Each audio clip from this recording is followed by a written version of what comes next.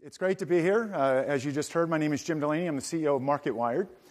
And I certainly want to thank Rob Bailey, the entire DataSift team, for allowing us to speak and to share this afternoon. I want to let you in on a secret. You guys want to hear a secret about Rob Bailey? Well, the secret is that a few weeks ago when they were actually putting together the speaker list and the time slots, you should know that Marketwired was not officially a customer of DataSift.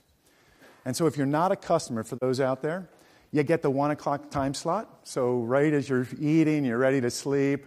I don't have the luxury in my presentation today. I'm not going to be talking about half-life or R-squared coefficient or sunspots. This is going to feel more like a marketing presentation.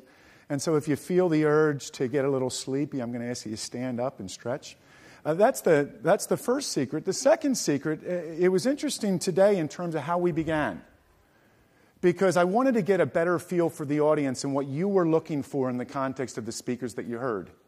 And it was interesting. It was almost a mixed bag. Some of you, most of you, in fact, were interested in best demonstrated practices, right? You want to hear about some of the use cases and that sort of thing. But it was also interesting to see the high percentage of folks in the audience who wanted to discover the future. And it was really there that I took a moment and I said, interesting. The future is now. And so while we talk about social, let's just make sure we twist, we adjust our paradigm, our mindset about this space. The future is now. And so that the reason you are all here, and you saw the graphic this morning, only 3% of the Fortune 1000 companies believe that they are getting value out of the social market space. Only 3%. Now that doesn't mean there's not opportunity. It just means we haven't captured it yet. And what's fascinating and wonderful about speaking to you all is that in many regards, all of you are the early pioneers. And your job and what you're charged with is finding ways to create the actionable insights, to create the value. So part of my presentation here today is really to talk about two things. Influencer marketing. Because at the end of the day, influencer marketing is more of that euphemistic term for what we've always done in marketing. It's just always been word of mouth. And word of mouth, because of the absence of technology, has largely been limited to the people in your circle, the people that you could reach, the people that you could talk to at a picnic, a barbecue, over the phone, etc. But technology has changed all that. These social, mobile, open technologies, they've really begun to burst those traditional business models. They've been disrupted in many regards. Because now social and mobile are nothing but technologies that bring us as people closer together. And so your opportunity is to really realize, how can you, when you go back to where it is that you call home, when you go back to where it is that you call work, how do you pivot, how do you create the value by leveraging social, mobile, and open technologies in such a way that you can make your models, your business models, a little bit more efficient, a little bit more effective? Because what you're looking to do isn't new to the world. It's putting a fine point on the way we've done things in the past, and really to be able to do that through technology. Now, this morning, I think we heard, who was it? Rob, actually, I think. He referenced the Dove commercial. So how many folks were familiar with that? Can I just see a show of hands, the Dove commercial? Many of you. This is fascinating. It holds the record. We were just talking about content. How do you predict what's going to go viral? What they're referring to, of course, are the beauty sketches. Imagine a 3-minute YouTube video that has been viewed 144 million times across 25 different languages. Because what you'll find is that Dove realized that if they just got up and did a 30-second spot talking about their brand, we may not listen in. But in this video, this beauty sketches video, where women are really talking about the way they see themselves versus how other people view them, they were able to create an emotional connection with all of us. And very cleverly, Madison Avenue was able to take use of social, leverage a viral campaign. As I said, 144 million times it was viewed, and they were able to position themselves as the brand.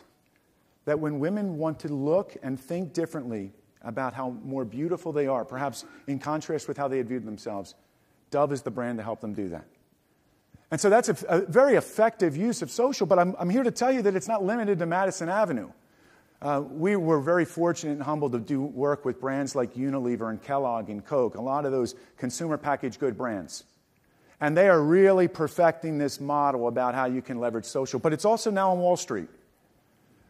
How many are familiar with this? A few months ago, Netflix, all right, so Reed Hastings, the CEO of Netflix, he was so excited about the fact that his customers had just viewed their 1 billionth hour through Netflix. So much so that he ran over to his iPad, went to Twitter, and tweeted out 1 billionth hour. And it was fascinating because what happened next, of course, is that the market exploded. It became the haves and the have-nots. Those who were plugged into Twitter, those people who were following Reed Hastings, bam, we should buy the stock. It behaved like financially sensitive data. And if you're the SEC, you have a problem with that because they have this little thing called Reg FD, Regulation Fair Disclosure, because you've got to make sure everybody has equal access to that information. And suddenly a debate ensued as to whether or not social media became a viable means for the dissemination or disclosure of financial data. And so I just want you to know, I was actually here yesterday over at the Cornell Club with a bunch of really nerdy, wonderfully smart IROs, investor relations folks, and they're grappling with this question. Oh my goodness, do we put out a press release? And should we dare use Twitter, Facebook, LinkedIn, et cetera, for the promulgation of their earnings reports, et cetera? And they have to take a position. And so I just want to be clear that social disclosure, financial disclosure is something that IROs are now contemplating. Now, the smart ones are embracing it. They're figuring out how to use social in a meaningful way, and part of that is listening first. And for many, it may not be actively transmitting, but certainly they are building their brand now. Your IROs are now manufacturing their brand. They're acting much more like a marketer than they are a traditional IRO. So I just want to be clear that although it begins on Madison Avenue, it's now in front of Wall Street, and later I'm going to talk about it now it's Main Street, about how it's become mainline. How many saw this tweet? Just 1 week ago, many of you here in the room. This is financially sensitive data, right? Twitter has just tweeted that they are going to be filing for an IPO. And so the point is that social media, and obviously Twitter was the venue of choice, but I just want to kind of illustrate the fact that the marketplace, the future is now, ladies and gentlemen. This isn't about discovering the future. Your job is about finding ways in the context of your workplaces to be able to action in a social, mobile way to more effectively and efficiently conduct your business models. And it's interesting, we've spent a lot of time thinking about it, this age of communication, this desire of people to communicate with one another.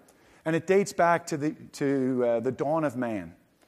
So close your eyes and think about the caveman who had to communicate, had to tell his stories, and we hear about hieroglyphics on the inside of the cave, or possibly Moses with the stone tablets. Isn't it fascinating, really? As advanced as we've become as a society, we started with tablets, and we're back to tablets. But if you think about it, social, mobile, and open is really our opportunity to influence one another, to tell our stories. And so as you just heard with the former speakers, they were talking a little bit about the content. And there's no substitute for great content. We certainly heard that. But how are you leveraging your content and sharing it with those who can influence and tell your story? That 3-minute dub video about a beauty sketch, that was a story. It was ridden with emotional connection, which was the key to its viral success in terms of 144 million people viewing it. And so you should just know that influencer marketing is built on the back of this age of influence, which is where we are today. And so Marketwired, our company, we've actually recently undergone a recent brand change because Marketwired became Marketwired because we see an opportunity to help our customers, enable them to get connected, to get plugged into social, mobile, and open. And we feel so strongly about this age of influence. Our tagline now is the power of influence. And I want to talk a little bit more about that today. How many folks have marketing backgrounds in the room? Oh, look at that. We've probably got about a third, 25% to a third. 1 in 4, 1 in 3 of you have marketing backgrounds. You likely remember it's been around for over 100 years, this notion of awareness, interest, desire, and action, right? The old ADA. I mean, you've heard of that before. And we know that about 15, 20 years ago, I think I borrowed this from McKinsey, a McKinsey report. in the dawn of the internet, it became an opportunity for each of us to be able, I want you to focus on two, the active evaluation.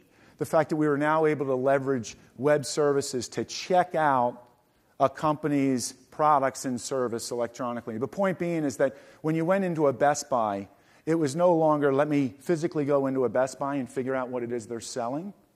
You had done all your homework.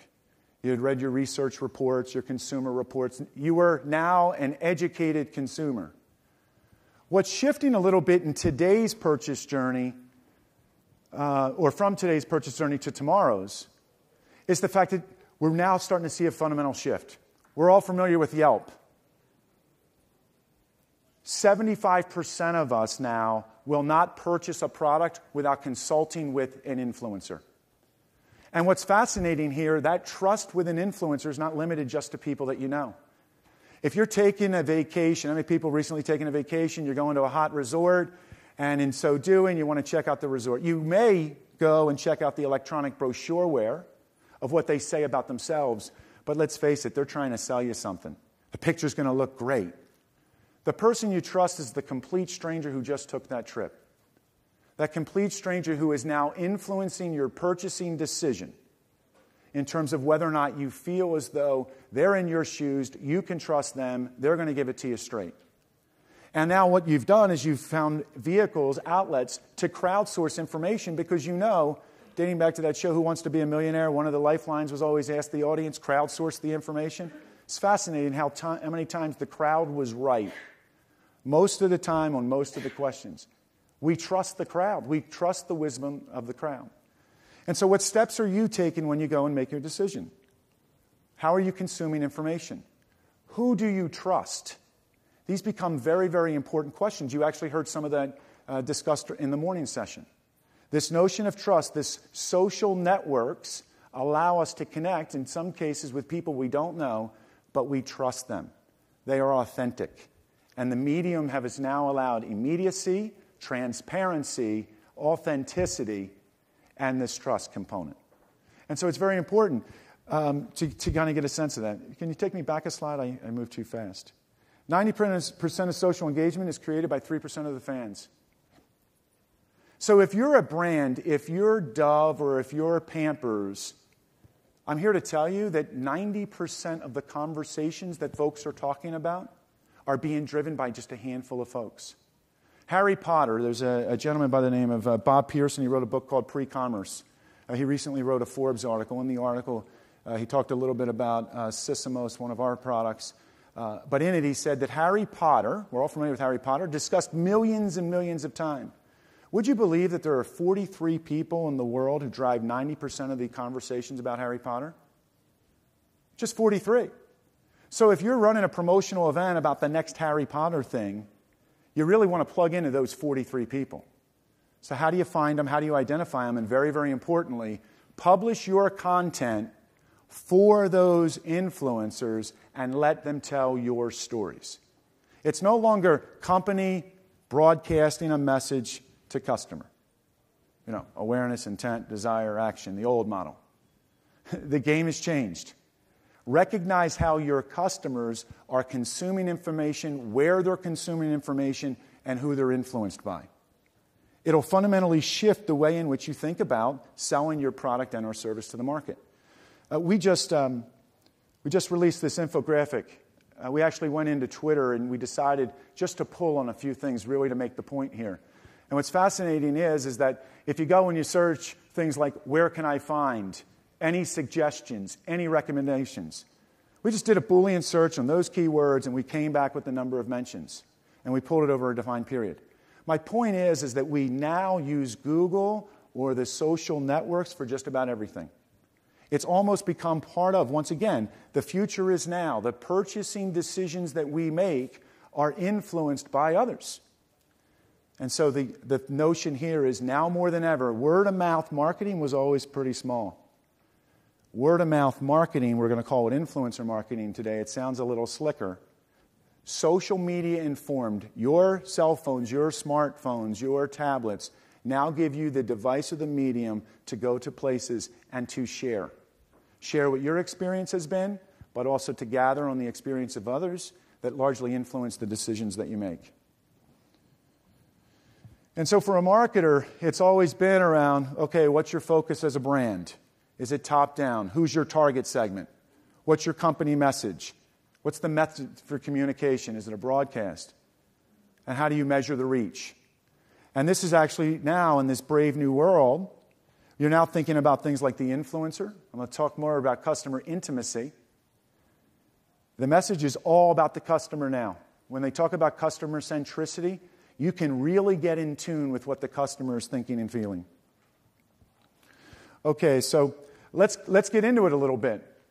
If you want to identify your influencers, it's all about the content. It's all about delivering the actionable insight. So what I'm going to do is I'm going to cut through a couple of quick examples. Your influencer types can be broad. They have many connections, but not a lot of relevance. Not a lot of depth of reach. Or you can find ways to really do some sharpshooting, narrow, deep. And so as you think about it, there are a number of things that make a valuable influencer. I'm not going to go in, I'm simply going to list them, but because I want to get into a couple quick case studies. Whether it be reach, resonance, whether it be relevance, location, activity, interest, tone, there are a number of things that we at Marketwired with our technology will use within our algorithms to identify the influencers. It becomes particularly valuable. But from your perspective, with the use of some tools and some technology and a lot of creativity on your side, you'll find that you can do it. And so let's talk about how some brands are doing it. I talked earlier about Main Street. Let's talk about Google. We're all familiar with one of our customers. You may recognize this, the Nexus tablet.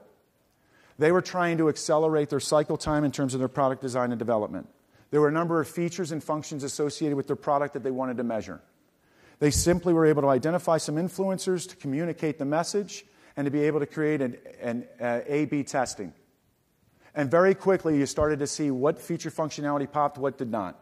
They were able to use this information very quickly through social channels, leveraged through influencers in the design of their Nexus tablet. Just trying to make it real. Let's talk about Intel. If that's the product design and development, let's talk about the marketing. There's a tagline here, laptop when you need it, a tablet when you want it. Not a table, pardon the error. That tagline actually came from going out into the marketplace once again, testing a number of different messaging strategies, looking at different customers, identifying their segments.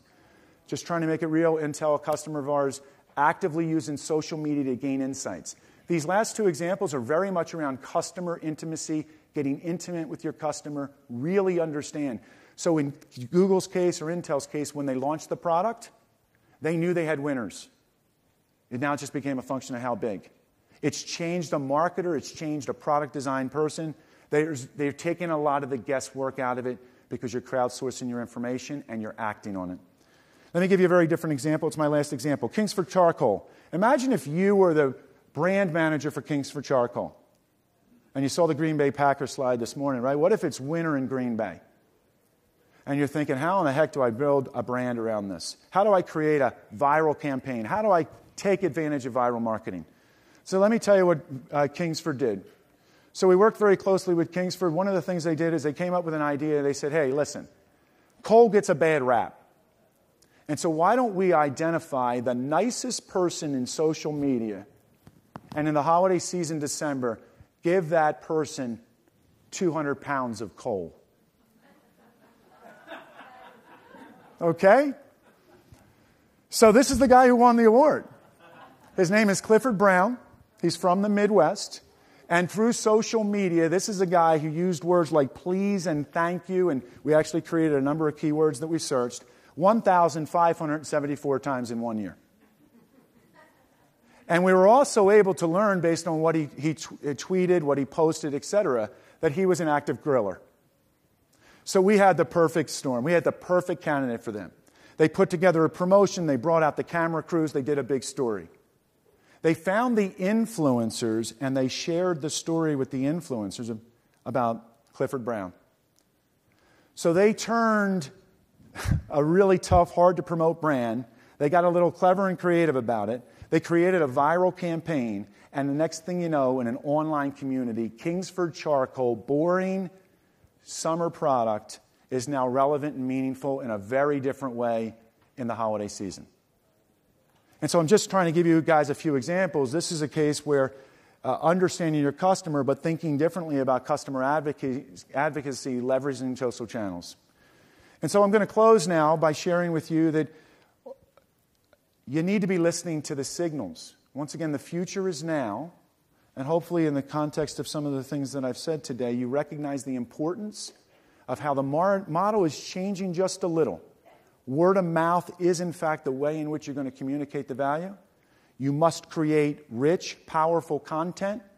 It needs to lend itself to storytelling being told by people like us.